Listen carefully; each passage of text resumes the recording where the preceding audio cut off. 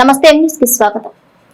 Tapeswaram Jesus Christ glory church లో రాష్ట్ర pastor fellowship అధ్యక్షులు bishop doctor Pratap Sinha, coordinator bishop doctor Daniel Paul ఆధ్వర్యంలో all India bishop pastors fellowship వేడుక అత్యంత అట్టహాసంగా జరిగింది.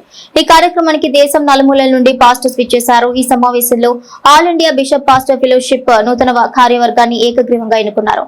అలాగే కొంతమంది పాస్టర్లకు బిషప్లు గా బాధ్యతలు అప్పగించి వారిచే ప్రమాణ స్వీకారం చేయించి బాధ్యతలు అప్పగించారు. మండపేట మండలం తాపేశ్వరం గ్రామంలోని జీసస్ క్రైస్ట్ గ్లోరీ చర్చ్ లో జిల్లా పాస్టర్స్ ఫెలోషిప్ అధ్యక్షులు బిషప్ డాక్టర్ డానియల్ పాల్ అధ్యక్షతన ఆల్ ఇండియా బిషప్ అలాగే పాస్టర్స్ ఫెలోషిప్ వేడుక అత్యంత అట్టహాసంగా జరిగింది.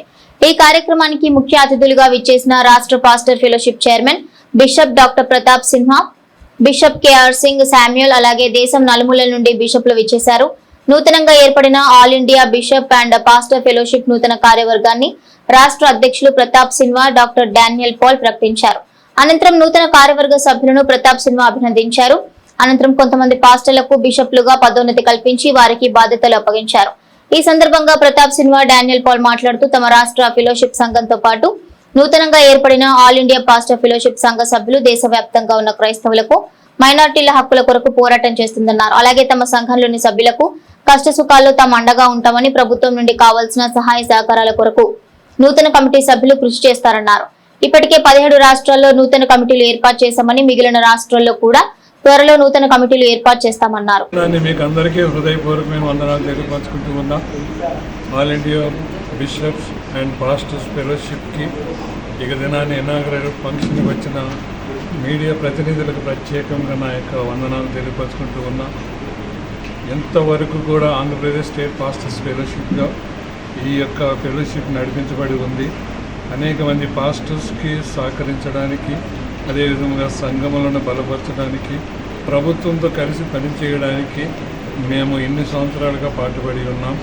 అనేక మందికి ఆపదలో ఉన్న నాయకులకు అనగా పాస్టర్స్కి, అదేవిధంగా విశ్వాసులకు సహాయపడడం జరిగింది.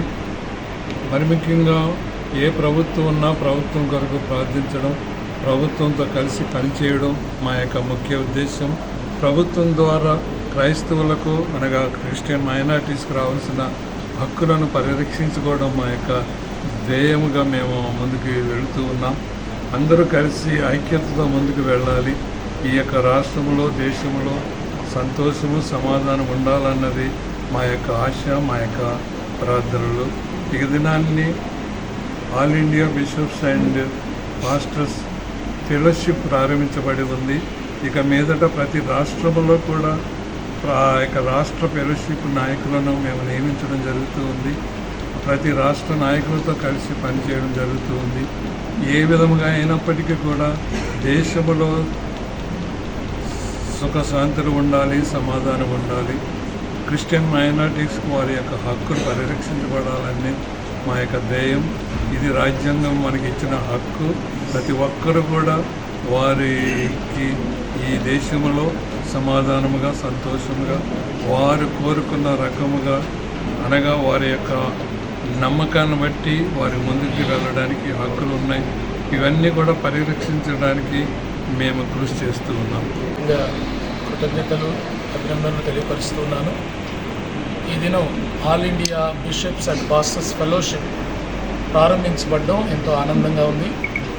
మనందరి ప్రియతమ నాయకులు బిషప్ డాక్టర్ ప్రతాప్ సిన్హా గారి సారథ్యంలో ఇప్పటి వరకు రాష్ట్రంలో అద్భుతమైన ఫెలోషిప్ను నిర్వహించాము.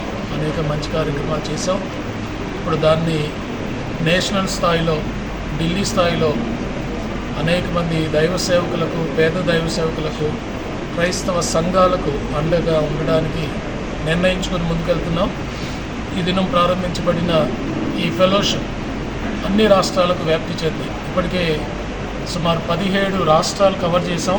17 రాష్ట్రాల నుంచి నాయకులు మాతో ఉన్నారు.